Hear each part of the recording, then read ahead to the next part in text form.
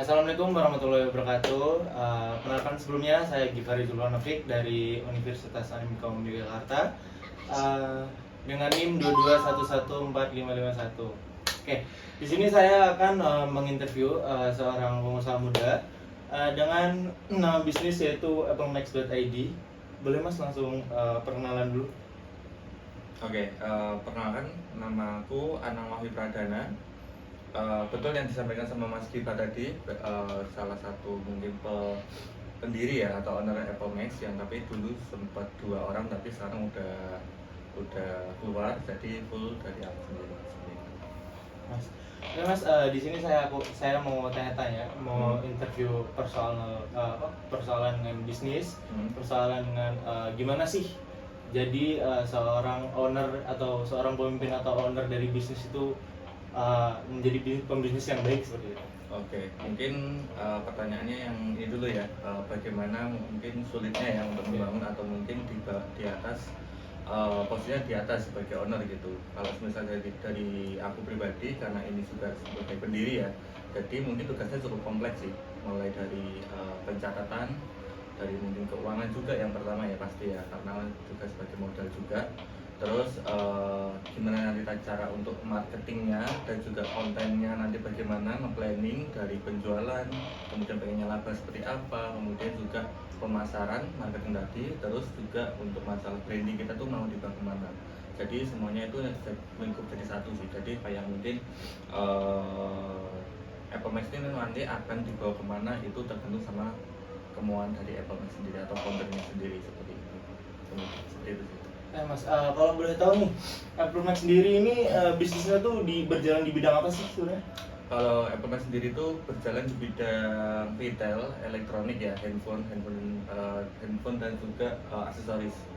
Tapi untuk karena juga branding saya itu di Applemax ya, jadi itu lebih ke Apple sih, produk-produk Apple mungkin seperti iPhone, MacBook kalau misal ada pesanan ya, kemudian juga nanti aksesorisnya, headset, kemudian earphone dan juga nanti seperti kabel data, adaptor dan sebagainya seperti itu. Dan juga dari kami juga sudah bekerja sama beberapa merek atau brand ya seperti Anchor, Ugreen dan juga Soundcore seperti itu.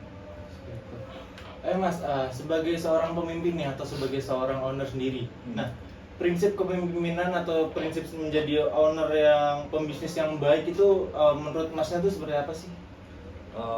Sebagai owner ya mungkin yang baik itu yang penting tidak terlena ketika kita mendapatkan ya namanya usaha pasti ada naik dan turun ya, kita tidak terlena dalam ketika kita naik dan juga kita tidak harus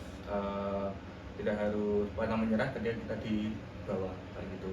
Jadi mungkin dari aku titip mungkin sebagai owner ya atau mungkin dari top dari posisi atau posisinya itu pantang menyerah juga, gigih juga kita ketika ada turun ya kita juga harus gimana cara kita untuk bangkit sih. Jadi jiwa fightingnya atau fighter ya, kita sebagai fighter sih sebenarnya gitu. Jadi kita harus menabrak nih gimana nih kita untuk kayak kita menyerang bagaimana pasar ini seperti apa gitu. Kita juga harus melayani juga dengan lembut, tapi di dalam kita juga harus ada fighting nih gimana caranya untuk Applemax atau sebuah perusahaan ya atau juga mungkin toko atau yang lain sebagainya itu gimana caranya untuk kita berkembang sih seperti itu. Oke Mas, lanjut ke pertanyaan kedua ya Mas ya. Nah di pertanyaan kedua ini kan di setiap bisnis tuh pasti ada konflik ya, entah itu bawahan sampean atau bawahan abangnya. Misalnya kan abang sih ada kru juga kak, ada tim juga. Nah misal ada konflik antara satu tim nih atau antara juga misal nanti ada klien, misal ada penjual, misal ada konflik ada penjual, misal penjual ada protes atau segala macam. Nah gimana sih cara menghadapi konflik tersebut seperti itu Mas? Oke, mungkin itu kayak seperti komplain ya, komplain mungkin dari customer dulu ya, yang pertama itu ketika kita ada komplain yang masuk itu kita dengerin nih apa kendalanya pertama ya, apa kendalanya dia, terus kemungkinan dia pengennya seperti apa dan juga kita sesuaikan nih dengan aturan yang kita buat juga di awal. Kita juga sudah membuat ya seperti SOP syarat dan ketentuan yang berlaku juga seperti itu. Kemudian ketika ada komplain itu kita dengerin dulu apa kata customer gitu. Kita juga jangan langsung mendes gitu loh, mendes kalau misal kita kita harus kayak gini enggak, tapi kita harus dengerin juga nanti kita gimana caranya bikin solusi juga seperti itu. Dan juga kita juga tidak harus emosi sih di awal itu, jadi kita untuk emosinya juga kita harus apa ya, tertata juga, kita harus nggak emosian, ego kita juga kita turunin. Habis itu juga untuk masalah tim juga, untuk yang masalah tim ya, itu ketika kita ada permasalahan konflik pasti ya, untuk masalah di bawahan dan sebagainya gitu. Sesama toko pun juga kita juga sempat crash juga ada seperti itu, tapi kita karena kita juga udah dewasa juga, jadi kita lebih gimana cara dan penyelesaiannya, kita fokus ke solusi, bukan tentang komplainnya atau tentang permasalahannya ya seperti itu. Dan ketika masalah bersama tim itu, kalau misalnya ada kendala ya kita dengerin nih, ini ada kendala ini, gimana nih solusinya dari aku, mungkin kayak gini, apa kamu bisa menerima atau bagaimana seperti itu. Jadi kita tidak harus kayak ya kita harus sesuai sama yang aku nih, enggak, tapi kita juga sama-sama gimana caranya saling enak juga seperti itu. Karena juga kita membangunnya, kalau misal tidak ada tim juga kita tidak bisa nih sendiri kayak gitu. Juga Apple Max enggak sampai sebesar atau mungkin juga sesuai sama yang aku inginkan seperti itu. Pun juga masalah customer juga ya, customer ketika ada kendala dan kita juga ego kita main, atau uh, ego kita itu kayak mungkin dominan ya, kita nanti sama customer atau ke customer lain itu kita juga nggak enak juga, dan customer juga lain itu bisa jadi untuk viral dan sebagainya. Nah, keviralan itu yang mungkin menjadi mengambang batas ya, kayak mungkin dia kalau viral bagus, kalau yang jelek ya kita udah habis sih kayak gitu. Jadi sebisa mungkin kita bisa sesuai sama keinginan customer gitu, kebutuhan pasar juga sih seperti itu. Seperti itu. Oke. Lanjut ya Mas ya, di pertanyaan selanjutnya. Di pertanyaan selanjutnya nih, di proses pengambilan keputusan ya sebagai seorang owner sendiri, itu dalam menghadapi situasi kritis, misal kita di posisi lagi di bawah ya Mas ya, itu untuk pengambilan keputusannya segala macamnya itu tuh gimana itu yang berdampak langsung ke bisnis sampean seperti itu? Ya, cara untuk mengambil keputusan ketika kita di bawah itu sebenarnya kita harus memikirkan dulu dengan matang sih Mas. Jadi semisal nih ada masalah, mungkin ya, untuk masalah ada beberapa yang mungkin bisa berdampak untuk rugi besar gitu ya, ya kita gimana caranya solusi juga, kita harus memikirkan itu dengan matang dulu. Kita tidak harus mengambil keputusan secara langsung, jadi kita harus membutuhkan waktu. Gimana kalau misalnya nanti ada beberapa jalan sebenarnya, misalnya nanti jalan A, gimana nih ke depannya juga. Dan kayak seperti apa ya, kayak mungkin seperti apa ya, kalau misal seperti itu, jadi kayak kita ke dampaknya nanti ke depannya apa, kita juga harus memikirkan beberapa opsi dampak juga nanti bakal kita pikirkan juga. Jadi kita harus memikirkan dengan matang, dan waktunya juga mungkin nggak sebentar sih gitu, mungkin 2-3 hari bisa kalau misalnya yang sedikit urgent. Tapi kalau yang mungkin yang dampak besar banget itu mungkin ya, kalau dari aku mungkin 5-10 seminggu itu harus kita pikirkan dengan matang juga sih, butuh waktu sih. Berarti memang perhitungannya harus benar-benar kompleks ya Mas? Iya, gitu. Lanjut ke pertanyaan selanjutnya. Nah, ini koordinasi yang baik kepada tim Mas sendiri nih ya. Misalkan banyak pasti udah ada tim di Apple Max sendiri ya. Nah, itu koordinasi yang efektif untuk mengkoordinasi tim sampean itu seperti apa Mas? Ya, kalau dari aku mungkin komunikasi pertama. Komunikasi, gimana cara menjalin komunikasi yang baik. Kalau misalnya ada kendala atau mungkin ada info terbaru sedikit pun, kita pasti infoin ke sama tim sih yang bersangkutan ya. Dan juga tidak ada kayak mungkin obrolan yang di belakang gitu. Jadi misalnya ada kendala di depan, ya udah diobrolin aja gitu. Jadi tidak ada rahasia-rahasiaan ketika tentang di customer-nya di tim itu. Berikutnya Mas ya. Lanjut lagi nih Mas, di pertanyaan nomor 5 atau pertanyaan selanjutnya. Nah, di sini nih ada pertanyaan, bentuk laporan pertanggungjawaban yang Mas berikan tuh apa ya?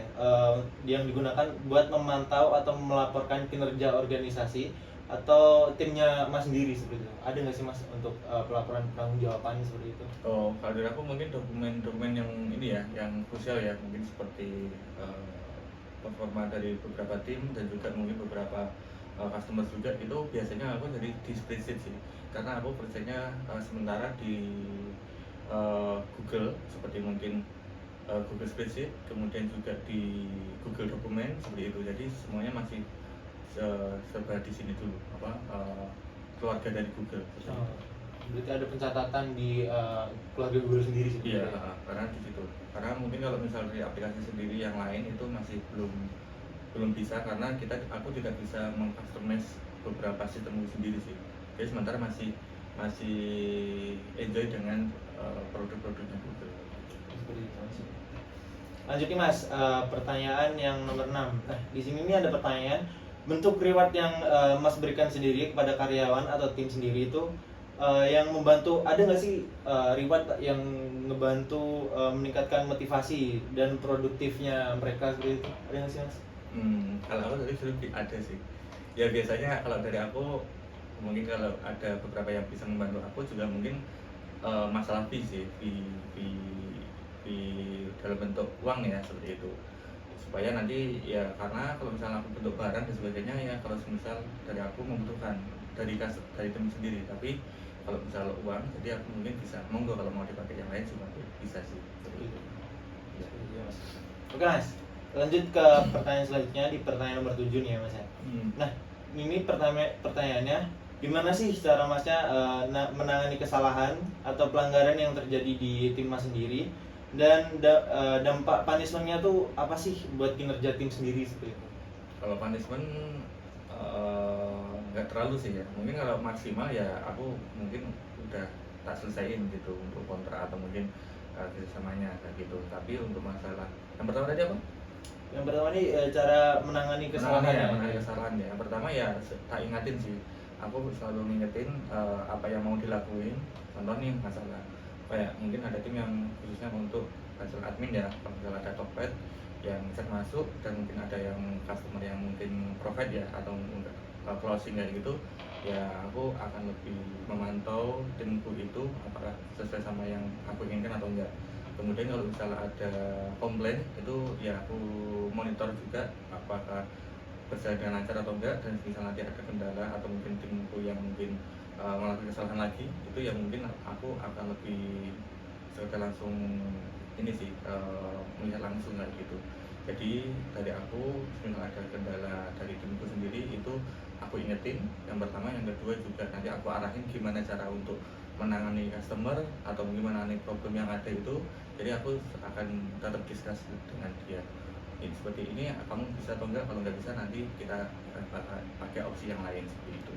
Yang penting dari aku timku juga aman, maksudnya aman tuh dalam arti timku nggak merasa terbebani juga, dan juga merasa kayak sesuai sama PC-nya atau enggak gitu. Jadi disesuaikan sama keahliannya mereka gitu, dan mungkin lebih kayak mampu atau enggaknya untuk melakukan hal itu atau kerjaan itu seperti itu. Seperti itu Mas. Oke. Lanjut Mas, di pertanyaan nomor 8. Nah ini, gimana sih Masnya untuk menciptain visi dan misi untuk yang mampu menginspirasi tim sendiri untuk bekerja mencapai tujuan bisnis Masnya seperti itu? Kalau dari aku ya aku kasih ini sih, sebuah bukan iming-iming ya, tapi sebuah goalsnya gitu. Kalau goalsnya ini apa nih yang mungkin kamu bisa lakuin gitu. Jadi dari situ aku akan ngasih mungkin insight-insight, dan juga mungkin sebuah jalan, aku kasih jalan mau nggak dan sebagainya gitu untuk mendapatkan goalsnya itu kayak gitu. Nah dari jalan itu apa yang mungkin bisa dia lakuin sekarang gitu, apa yang bisa lakuin sekarang untuk mencapai tujuan itu. Kalau misalnya dia udah sesuai sama jalannya atau dia mampu dan juga mau, ya udah yuk kita jalan-jalan bareng-bareng lah gitu. Berarti lebih ke discuss dari semua tim sendiri ya Mas, Iya, untuk mencapai tujuan yang mau dituju ke depannya seperti itu. Betul. Oke. Lanjut Mas, di pertanyaan nomor 9 nih. Pelajaran terbesar yang Masnya sendiri dapatin dari kegagalan dalam bisnis, dan gimana sih hal tersebut itu mempengaruhi gaya kepemimpinan Mas sendiri sih sebagai owner sih.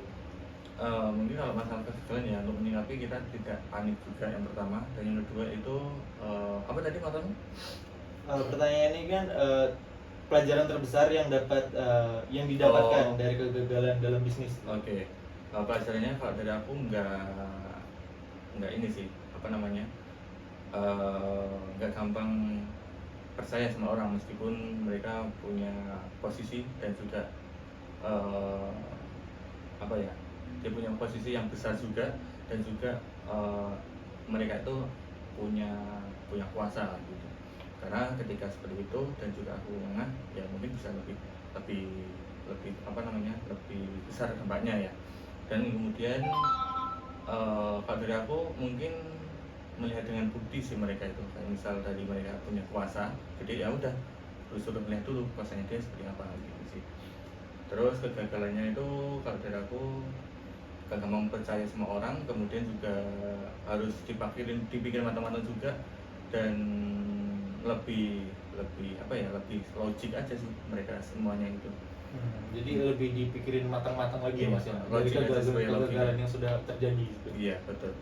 Oke, lanjut Mas di pertanyaan yang terakhir nih.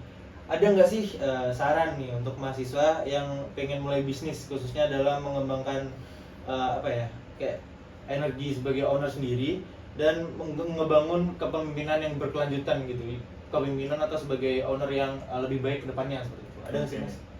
Aku ada, mungkin aku juga salah satu juga mahasiswa ya, mantan mahasiswa Amikom juga, dan aku berangkat juga dari Amikom juga mahasiswa.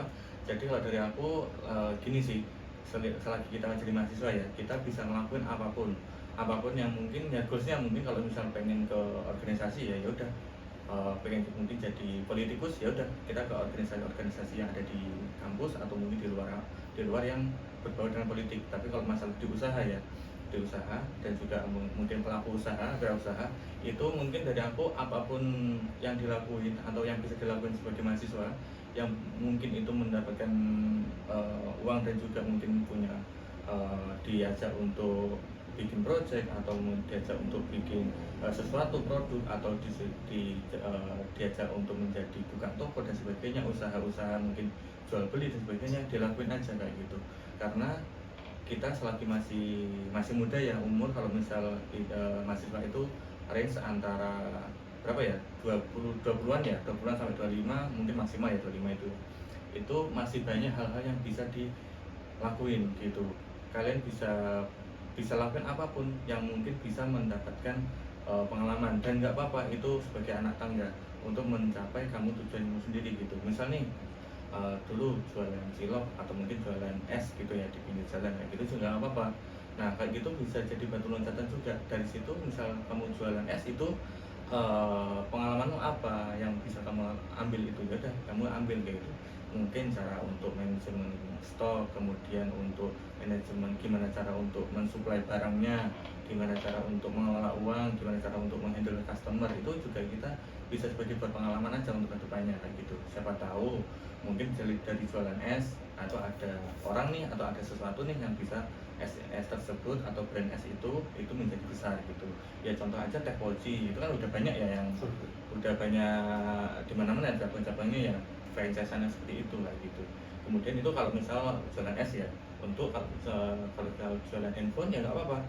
Dulu aku juga di Facebook kayak gitu mainnya, tapi ya karena beberapa hal yang mungkin bisa membuatku untuk berkembang ya udah ayo lakuin gitu. Nah untuk mendapatkan ke depan itu atau mungkin untuk menjadi perjalanan ke depannya ya, kayak mungkin naik level 1 ke level 2 kayak gitu juga, kita juga nggak harus gampang percaya sama orang gitu. Karena semakin besar semakin tinggi posisi kita, dan juga semakin besar juga untuk sebut kayak apa ya, keamanan kita juga ya pertama juga. Terus semakin besar usaha kita, akan semakin banyak juga orang yang ingin menjatuhkan juga. Jadi kita jangan sampai percaya sama orang. Ya boleh percaya, tapi secara logik aja, secara logika aja gitu. Seperti itu sih. Berarti lebih ke jangan percaya apa, terlalu berlebihan dengan orang lain, dan Iya. fighting spiritnya untuk mencapai tujuan kita Iya. depannya itu harus lebih gencar lagi Mas. Oke, seperti itu. Oke Mas, ini makasih banget buat Masnya, ini pertanyaannya atau soal-soal yang ingin saya tanya sudah selesai. Oke. Makasih banget Mas, thank you Mas. Thank you Mas Oke. kita ya. Ya betul. Oke. Thank you banget buat Mas Anang. Oke, sekian interview hari ini dengan Mas Anang sendiri dari owner Apple Mac sendiri. Oke, sekian saja interviewnya. Kurang lebihnya dari saya mohon maaf, dan emang jika kalau ada salah kata saya mohon maaf. Wassalamualaikum warahmatullahi wabarakatuh. Waalaikumsalam.